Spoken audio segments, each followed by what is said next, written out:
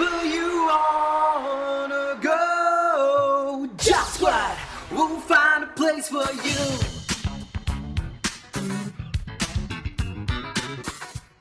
I tried to do a little bit of homework. So I did a little introduction, and I'm going to try to stick to it for every destination. I did a little introduction of the country. So you're going to listen to that and tell me like if it's almost true or not. It might not be. It might really not be. All right. So Fire on. yeah, be ready because I mean I spent at least like a few minutes on it. All right, so yeah, as we said that we are going to talk about Malta, so let's do an introduction about it. Like located in the middle of the Mediterranean with a massive surface of 316 kilometers square, Malta is living in the rhythm of the sun, paradisiac blue water, and rich food culture. The island is counting 1.6 million tourists a year, pre-COVID, of course, which quadruples its population in a blink of an eye. If you walk and take a little bit of altitude, you will be surprised by the horizon line. Yeah. Horizon, yeah. Horizon line formed by none less than 365 churches that are making the foundation of Malta's history. Living in Malta will give you a few kilos more from cheap pizzas, cheap cocktails. Always drink responsibly. A hard time to understand when the buses are actually coming. An absolute maze between everyone's car, but you will be rewarded by the dreamy landscapes, 10 UNESCO heritage sites, incredible weather, and kind people living in this tiny rock lost at sea. Does that make a good impression of Malta? Yeah, definitely. Except the bus part. I lived for 5 years in Malta and always took the bus. I actually like the system. It's much more reliable than most places in Europe. Yeah, okay. The So best it is true that it works. It works really well, but not most of the time, but sometimes like you've got like a bus that's supposed to like go from this point to this point at this precise hour, and you're just standing in the bus station. But and like, did you never use the app? They have a super smart app where you can put in which bus you're looking for and see exactly where it is. Yeah, I've used it, but like I don't know, like a few times it just lagged on. I mean, I know it's like honestly, it works. It works pretty well. It works really. I can't really complain about it because I've used it many times as well. But it works really well. But it's just a little pick to it. All right, so. Well, yeah, that's cute. All right, so what about you guys? What's one thing that you will remember for the people that lived in Malta? What's one thing that you will always remember about Malta? How would you define Malta in one sentence? Well, I miss always knowing that it was good weather.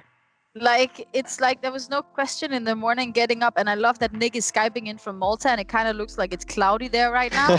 But it was like so few days where it was raining, and even when it was raining, it was like maybe raining for a few hours, and then it was kind of good weather again. Like, I miss that, like always knowing, you didn't need to really put on a lot of clothes. It was just, the sun. According to 300 statistics, days of sun. there's 300 days of sun per year in Malta. So that's quite a lot, like that, because like counting the 65 days left, it's not always like rain. It's just like cloudy sometimes, but the rest of the year is just like sun, and sun. That's really true. What about you, Nick? Like, I don't know if we lost Nick in the connection or not, but like if you can hear us, Nick, like what's the best part of Malta for you? I think we lost him. I don't know. Yeah, it's there. I am in Malta. I am actually Linda, just where you're here. Oh, my old As you can hood. see. Yes, you see, so Linda used to live just over there. here. Oh. Nice, the red flag. Just there. And yeah, this is Slema. Yeah, I mean, this is probably one of the most in Malta, I would say, Slema. There's people from all around the world here. I mean, particularly Europe, but you name it. I mean, Scandinavians, Italians, Germans, they're all living around in Slema, And they're mostly, I would say, youngish as well. It's kind of like a little bit turning into like a little London, I would say, where you have all these young characters all meeting up and starting to work. There's lots of good positions here in Malta as well that are working with service and all these kind of positions. So people are coming down here to get into these roles, whether it's gaming, sports over here as well, and all these kind of positions. They're all coming down here to get involved, and it's experience for them for wherever you're gonna go away. If you're gonna go back to your country with this experience back, it's a solid place to, have a holiday while you're working. So yeah, it's been a exceptional hub, I would say. Nice. No, that's pretty true. That's going to be a point that we're going to talk about the international culture afterwards. What about you, Laura? Like, did you went to Malta, or did you what have you Never. heard about it? And my sister actually went there for like a sort of school exchange. She told me like it was very sunny to the point that she came back red like a lobster, so that was fun. She said there was like nowhere to escape the sun. It was some time ago, But like, no, I heard like mostly like from her and like from other people who went to visit that it's very beautiful. Like the water is actually really nice. I think it's more easily accessed from a boat, probably, but I think a lot of the coastline, even in Italy, is like by boat as well. So, looks beautiful, looks very international. Looks like a lot of people went there actually, well, either for studies, like we spoke before, or also do like internships and like other projects, and they ended up staying because they could actually meet a lot of people from everywhere. It was very fun. And they enjoyed that time there. So I even had people like from Finland that was doing the same studies as me, and they went straight away after finishing to Malta to find a job there. So I was very surprised back then. I was like, what? Malta, isn't it like just holidays? But, times change, I think, with time. So Yeah, I mean, like the island is not really like large or anything, but there's a lot of things to do. There's a lot of people. Linda, what's one advantage that you gave to Malta compared to other destinations that you went to? What's one thing that stands out in Malta? Honestly, like there's a few. The weather, we already talked about that. I mean, the weather is a very simple thing, but the fact that it's an old English colony, everybody speaks English. Like that is so easy to move to a country where all documents, it both comes in Maltese and in English. You don't have to think about it. When you go streets, everybody understand what you're saying. Like it's taking away that whole like barrier of the language. So that's one thing that was definitely cool. Another thing is that it's an island. It's small, like nothing too far away. Even though, like as I mentioned earlier, I lived in Malta for 5 years, but I still have heritage sites I haven't seen. I still have small gems all over the islands that I haven't seen, and I worked as a tourist guide for some years. Like I mean, it's impressive, but it holds so many small gems where your day-to-day life can be in busy Slema, at the seafront, going to the beach in the weekends, go by boat. Boat trips in Malta are amazing. You're lucky you can see dolphins, and basically Malta is like going to like far away destination, like let's say like going to Asia kind of, because the water is crystal clear.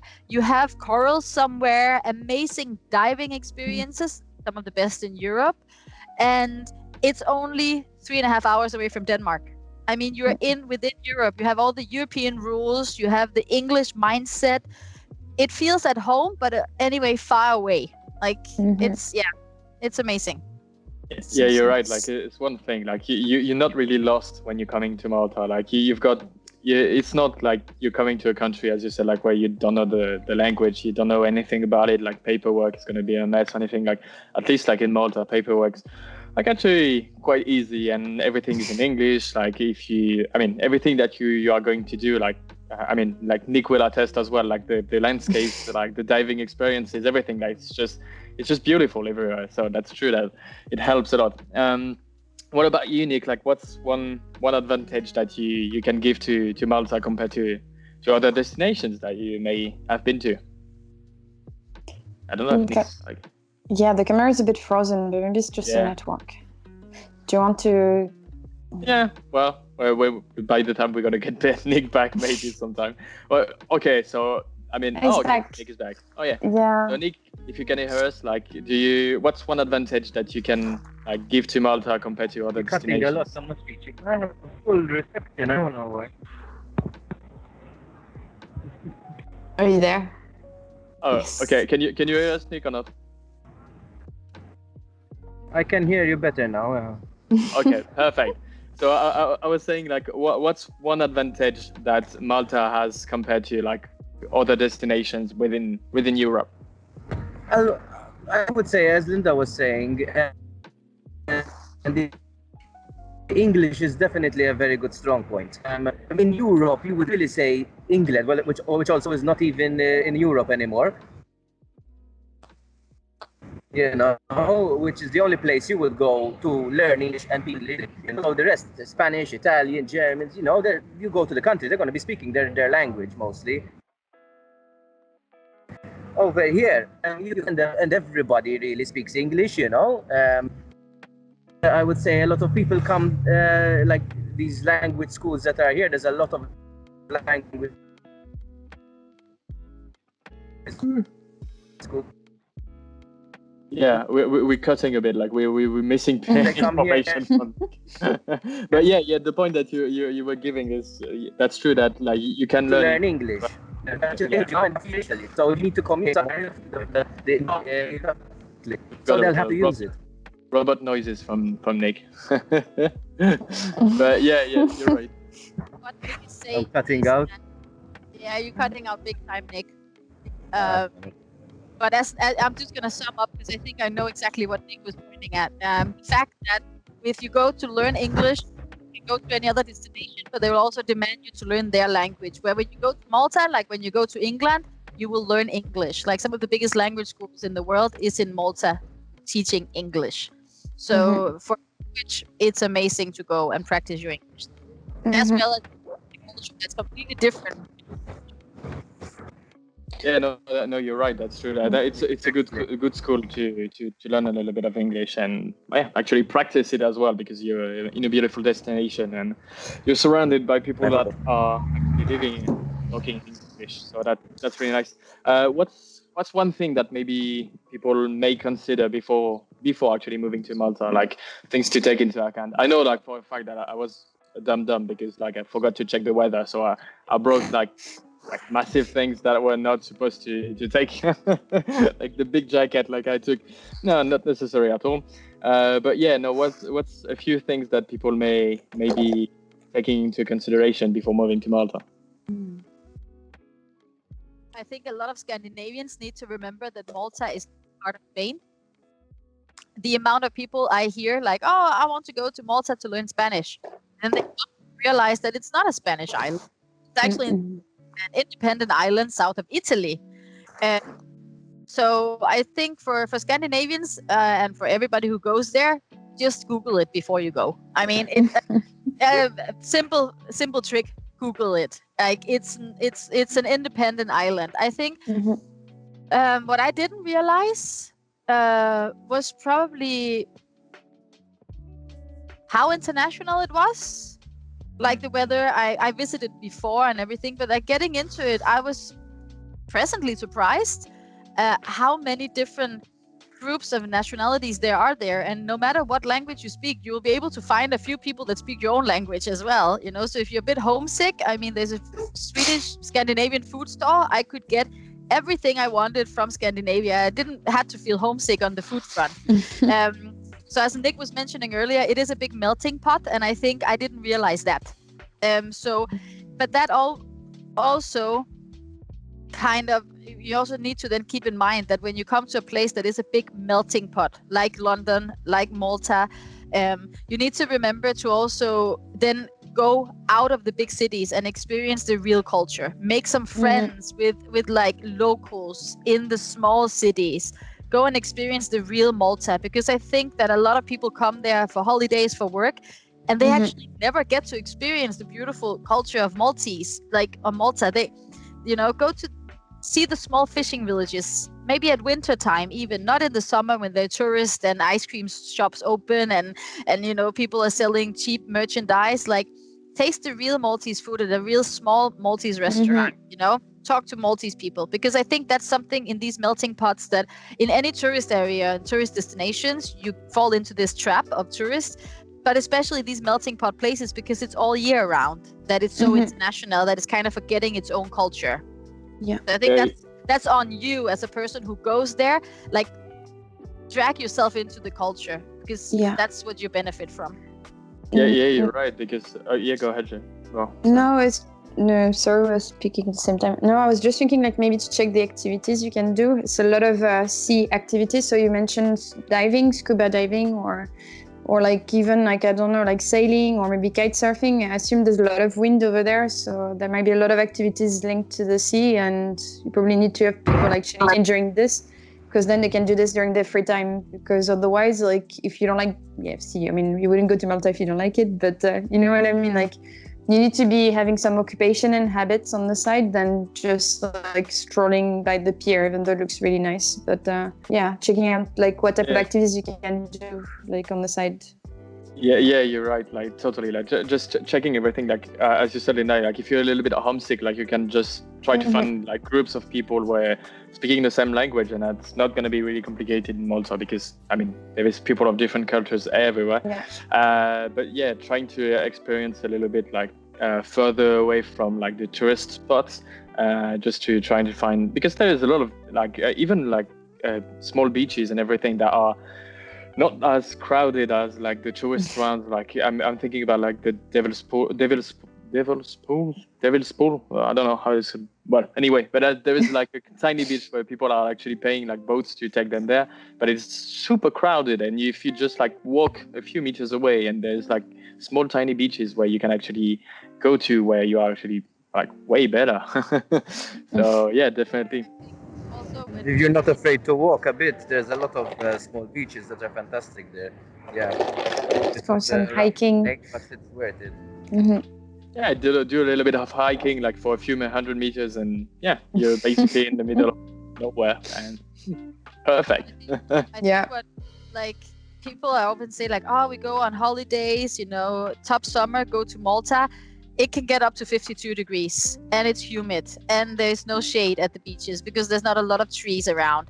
So when people are thinking about holidays in Malta, think outside the season. Think of May, June, or think of September, October, even November. You can go swimming. If you're not from Malta, water is amazing temperature in September, October. Like, it's brilliant. And even in the winter time, if you arrive and gonna live in Malta in winter time, go out hiking. Bring shoes, pack good walking shoes, and go out hiking. It is beautiful, and it's the perfect temperature. Yeah, that's definitely what I did. Like the first weeks that I was in there, like every weekend I was like, okay, so I'm gonna walk that direction, just like see everything that is going on right there. But actually, that's the best way, especially knowing that Malta is it's not that extensive. Like, I mean, it's only a few 100 kilometers, so like you can basically go from one point of the island to the other along the weekend if you want to. So you have like more time to discover everything on the island if you want to. But still, there's so much to do that you can basically find anything. Different activities every day for, I don't know, a few months, years. There's a lot of things to do. How about like the kind of work life there is in Malta? Because I mean, Linda, you started also working in Malta in like cafes and like everything that you could find to have Wi-Fi, and then you have like an office and everything. So how does the work life is going on, and what's the different types of companies that are like located in Malta? I would say it seems like you're on holiday every day. Malta, when you're coming from the north, more north of part of Europe, because Malta is located closer to the equator, it gets dark almost at the same time, both winter and summer. Summer is a little bit longer days, but like the daytime is long, winter and it doesn't change too much. Where, in the north of Europe, we have really short winter days, we have really long summer days. In Malta, out, which means that you can plan your day. Approximately when it gets dark. You can always hit the beach before or after work, even when you're in an office working office hours. There's always some place that there is a networking event where you can go to, either an English cafe or just plain networking. You can always go for an after-hour drink. Bars, except Corona time, you can see Nick is sitting with a mask on still, but there's always outside a little cafe, even rainy days in Malta, there's always a little outside cafe with a little umbrella over where you can sit and enjoy the beautiful view. Like there, exactly. Exactly. So work-life balance, really good. In Malta, people do work hard. That's like the mentality, especially of Maltese people. Like you do show up early, you do deliver. Like there's a bit of the English, maybe London mentality. Like you work hard, but then when you're off, you also, I don't want to say party hard, but you are social. You see friends, you arrange dinners. Some of my Maltese friends say that like I need my sleep. Like I'm a lazy Danish person, I need to sleep. But I stayed over with some Maltese friends the first couple of weeks I was in Malta. I lived with them, very generous of them. Every night they had plans. Every night we went out to do something, have dinner, see friends, go to events. In the end of the weeks, I was so tired. I was like, how do you do this, guys? And it's a waste of life, just work and go home and sleep. And that's what we used to north of Europe. In Malta, it's expected, like you do show up for work, but you also show up after work and you network and you mingle and you see your friends and family. They're super busy people, and it's kind of amazing to be a part of because there's always something going on. Quite incredible for a little island. Yeah, that's right. That's a good sum up. That's very true. What about you, Nick? What do you think about like the work-life balance on the island? I would say like Linda, it's quite work-minded. We're quite, especially Maltese people, I'd say they are work-minded, but mostly they go in time and they leave in time. They want their hours.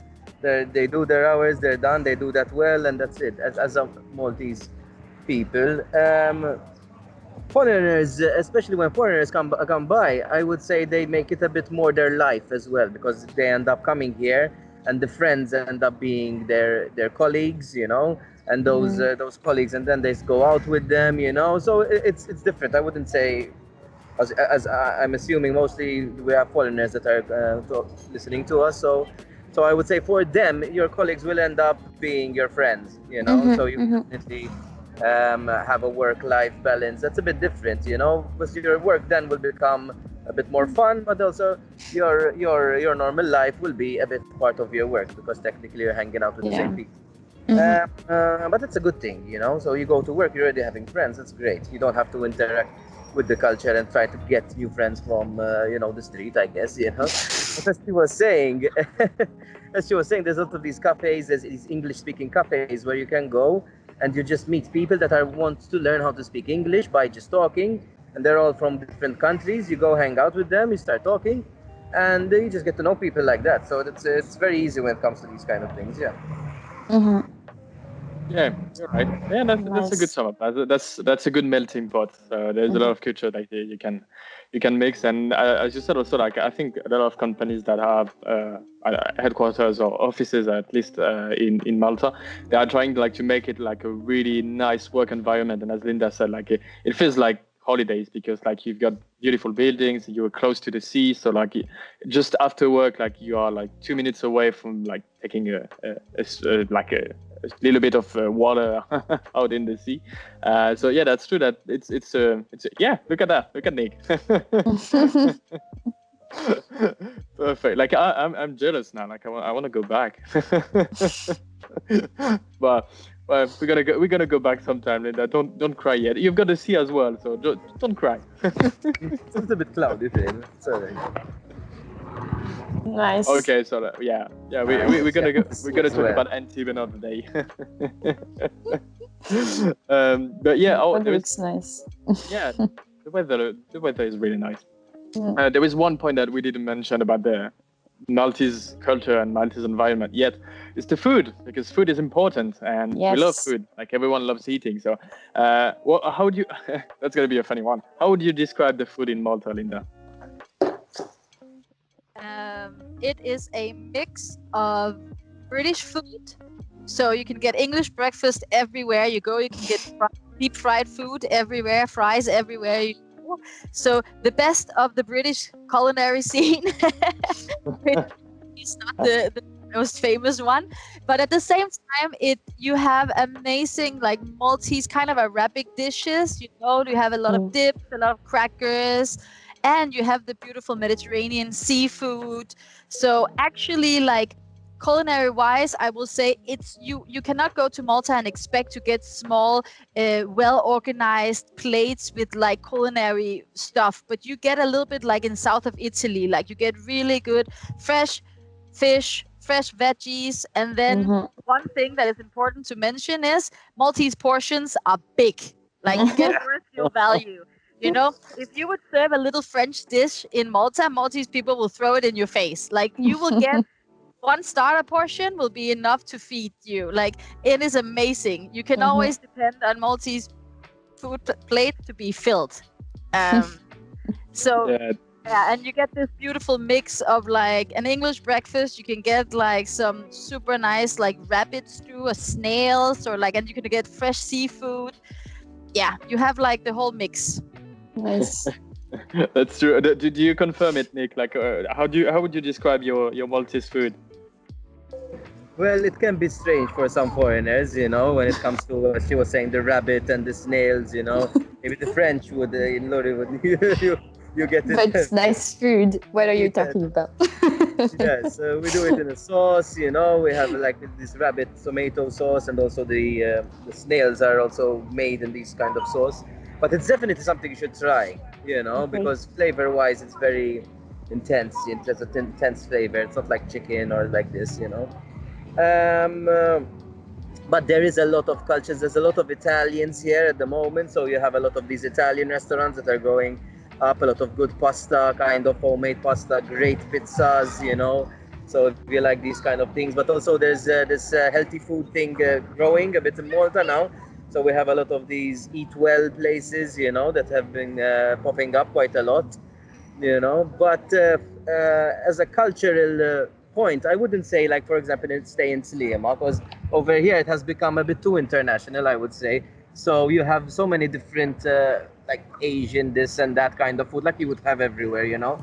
But if you want to experience the real Maltese food, you have to go out on the outskirts in areas like in Jar, where this is like there's a big church in the middle, and there's like six restaurants all cooking rabbit and these kind of things around it, you know.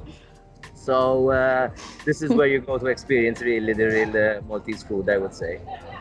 Yeah, it comes down to what we said before, like on going a little bit deeper, like in the island, and just like finding the real Maltese culture. So you don't have not always like in the like touristic spots.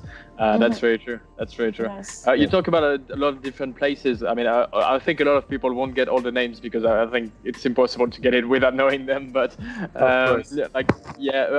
which places do you recommend people to like maybe live in? Like, what's the best places to be located in? Well, if you're going to be working, and usually you'll be working around in Sliema, Valletta, or these St. Julian's areas, the prices can go quite high if you're trying to live here.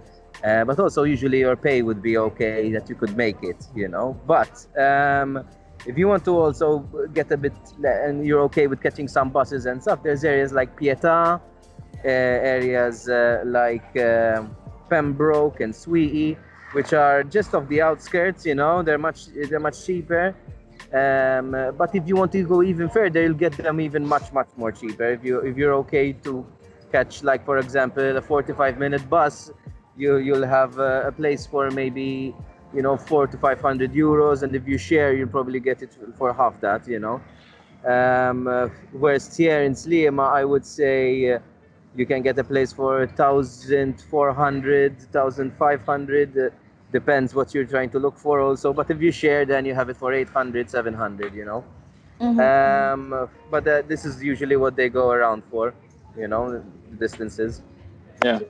I'll say, like, for the jobs we have at the moment, and for most iGaming positions, you will be working in either Bikikara or Sliema.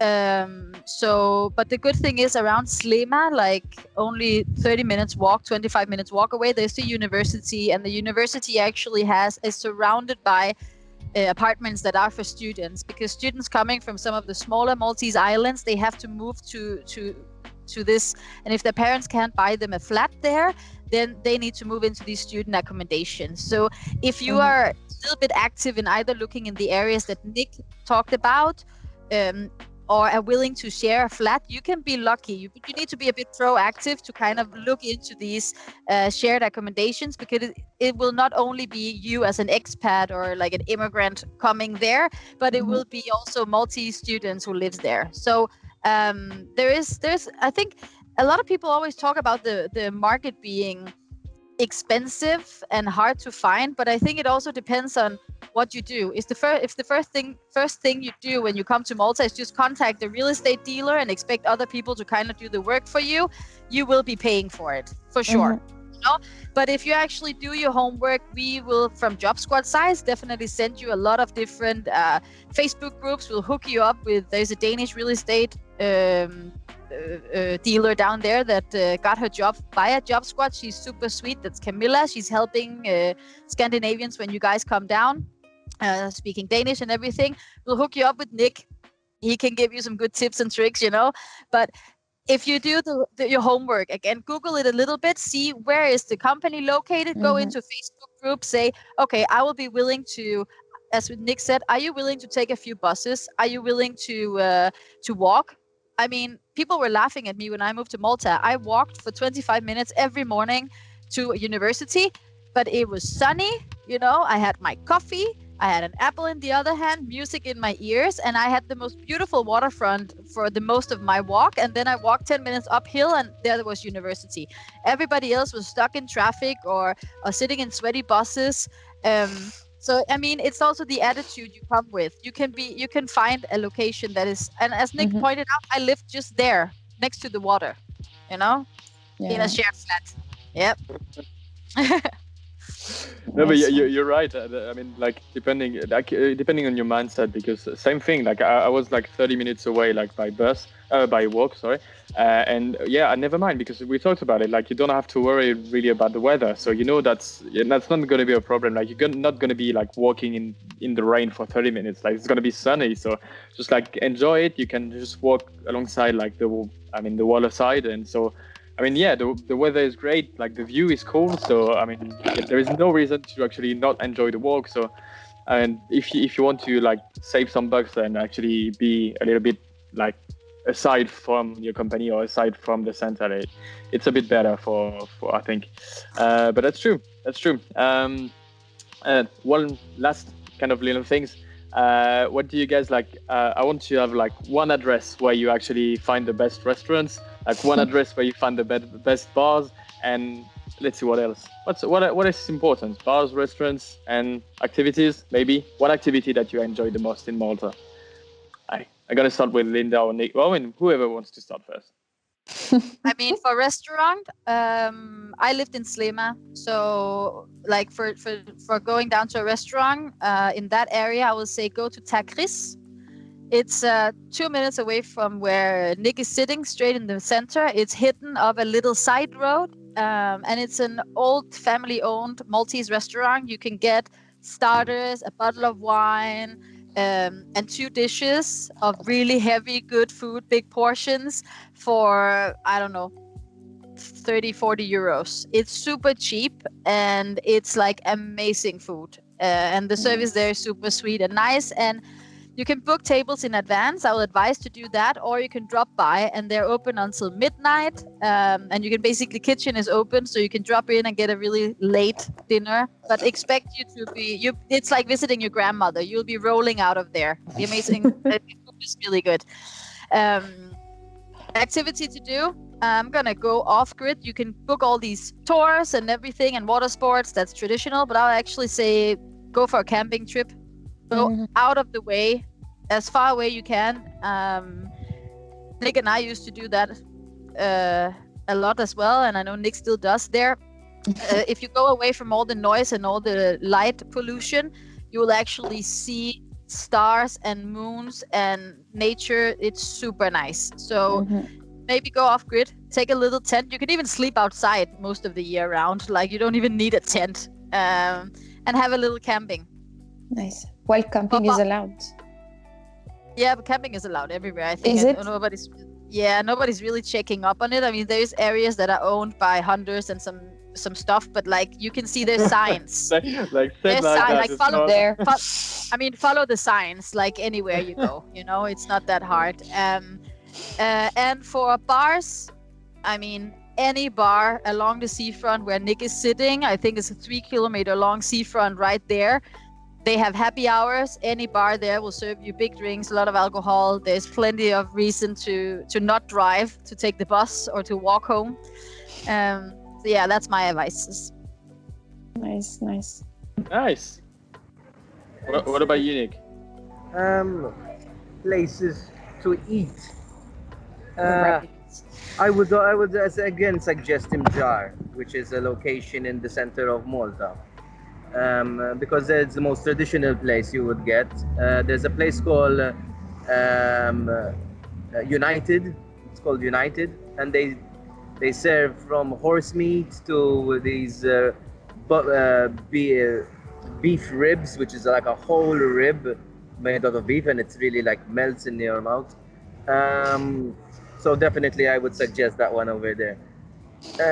Regarding bars, me myself personally, I grew up in a place called Parchaville here, which is very popular, which is the party town, I would say, you know. There's a very sweet bar called Thirsty Barber, which I love. They do cocktails, you know, and they really fancy kind of, you know, mixology kind of thing. But it's affordable, it's nice, great atmosphere, has this kind of old London feel to it. And activity actually down here, I would say in Malta, very popular is diving here. So if you're a diving guy and you have maybe the paddy already, it's definitely a place you should come, because there's a lot of shipwrecks and a lot of plane wrecks here in Malta, you know, which a lot of people around Europe come for diving here, because there's a great locations for it. So I would definitely suggest that. Okay, cool. Really nice. I was muted. Yeah, nice. Super cool. Okay, I'm gonna do mine as well, because I've got a few that I had in mind. I don't know about the restaurant, because I never heard someone like recommended it, but I think like when we were working with Alex, we went actually there, and that was like a super good like restaurant. It's called I don't know if I'm pronouncing it right, but it's called Jululu or Gululu. I don't know what it is, but it's in St. Julian's. It's super amazing. Like, I mean, like as you said, Linda, about like all the dips and everything. Like you've got like massive ones that are just like too much just to handle as like a starter. But that's super good, like really interesting. And as Nick said, also like fond of rabbits. So there was like super good like rabbit dishes. That's super nice. Like, I mean, I just want to go back just to eat there.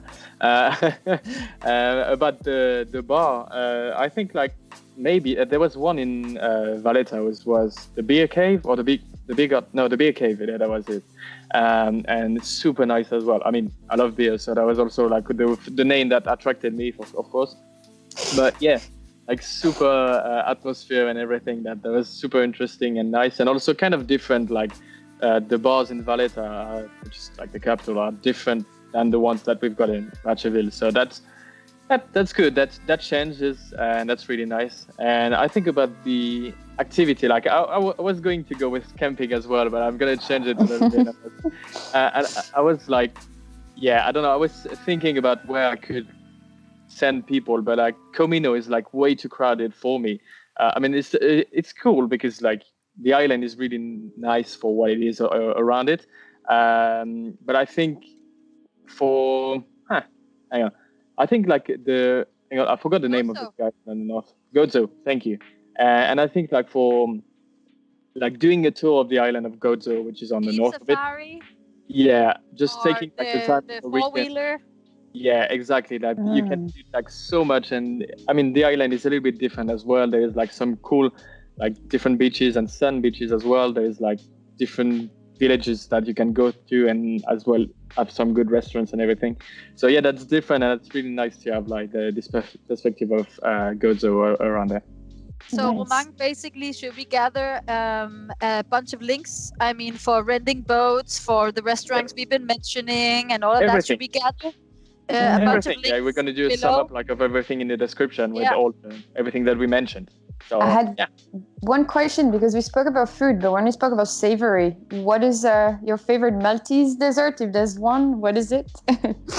Ooh.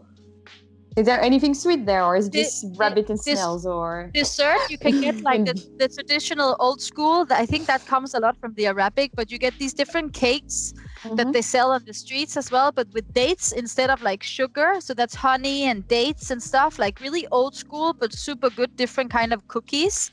Yes. Or for savory, I will say pastits.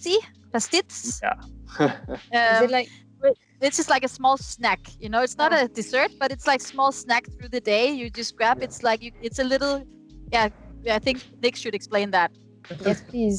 I'm It's a small intrigued. sack with enough calories to be 5 meals, but Is it like crackling pork skin or something like this, or or is it? it's a pastry that's closed basically with ricotta or with piselli, which is very popular here in Malta. I would say they're very cheap, you know. So Yeah, people they're very buy them cheap. often.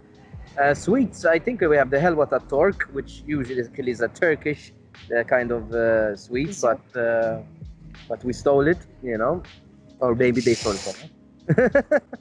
and then we have the what do you call it? It's like this dates things that you were saying, which is also like a date wrapped in pastry and fried. Then, so Yeah, again, it's not yes. the healthiest thing, but still, it's very tasty. I think the most traditional food in general that's quick here would be the ftira. We have a Oh, Maltese bread.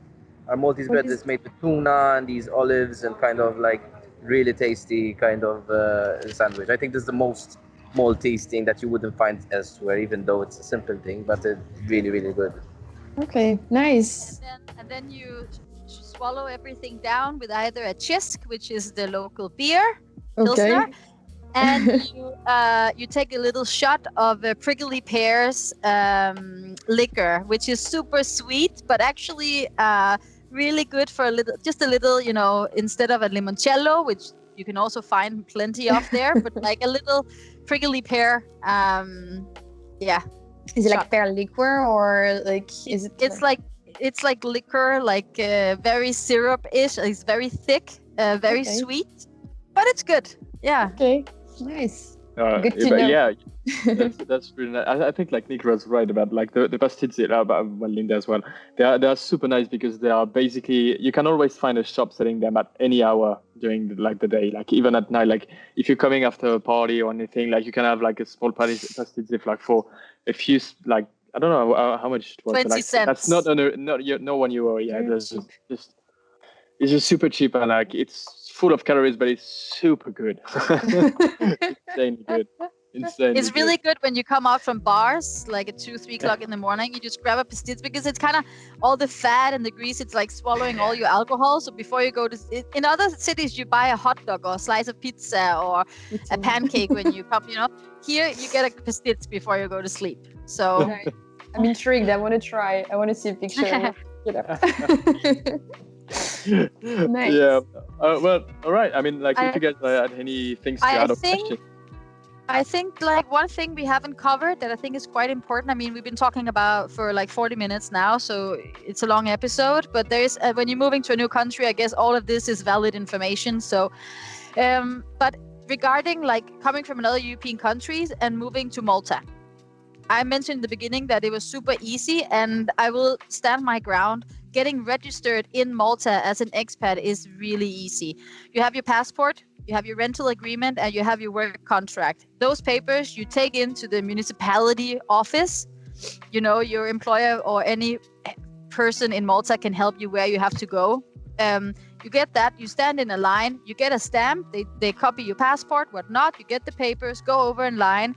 They invite you into another room, they take a picture of you, you sign, and then you get a paper, and that is basically your residence card. A month later, 2 months later, if you're unlucky, you'll get a letter saying, hey, you can come and pick up your plastic card. Then you're registered. Then you can go free to the doctor, free in the hospital. You have your ID card number, and you can even access it online. So if you change your address, then you can do it online. So just coming to Malta in general is really easy. Then it's a different matter if you're then self-employed, then there's other things you have to do. But coming to Malta as an employee of a company in Malta is really easy. And you pay about 15% in income tax and about 8% in social insurance.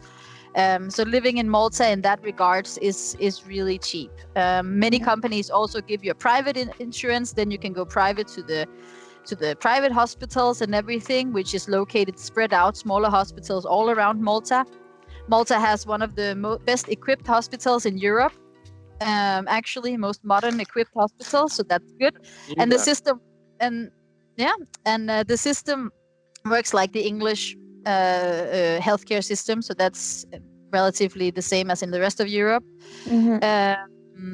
What else is there?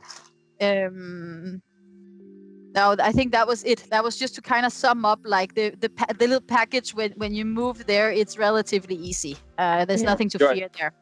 And as you said, like also like every paperwork is going to be in English as well. So it's fairly easy to like not being lost and everything. And if the company is even helping you as well moving, like it's just bonus. Like it's going to be. And even I think the entities in Malta is so used to having expats. So if you come with goodwill of paying taxes, of getting registered, all of these things, then they will help you, and they're very large. It's not like because you've been there over 3 months and you forgot to register for your residence card that then they're gonna give you a fine or punishment. They welcome you in. So just for the practical stuff, moving to Malta is a very easy deal. Immigration friendly. Nice. Yeah. Oh. Exactly. Well, thanks a lot. That was super cool. I hope Laura, does it like help you want to move to Malta? Well, it makes me want to visit definitely. Like honestly, like I really like the Greek islands on holiday, so I can picture like maybe some similarities, but like maybe it's a bit more active and international, and I get really good feedback from you guys, but also from people I spoke. So I think people are kind of happy at least to go there, and even just for Erasmus or like trips like this. Yeah, it's a cool place. And yeah, I'm intrigued by the food. I love food everywhere. So snails, I'm in. Rabbit too. And then all the nice small things that we mentioned, I want to try it. So yeah, it definitely made me want to go. And wild camping is amazing, trekking or hiking as well. So yeah, at least, it's for holidays. It will be amazing as well. So you're not losing your time, Definitely. Yeah. And look, So like thanks Nick is showing you like the blue sky he has behind him, like the sea, the bars and everything. Like it's a fun place. It's a good place. All right, thanks a lot, guys. Thank you. Yeah, Bye. Bye. Bye. See you guys. Job Squad, we'll find a place for you.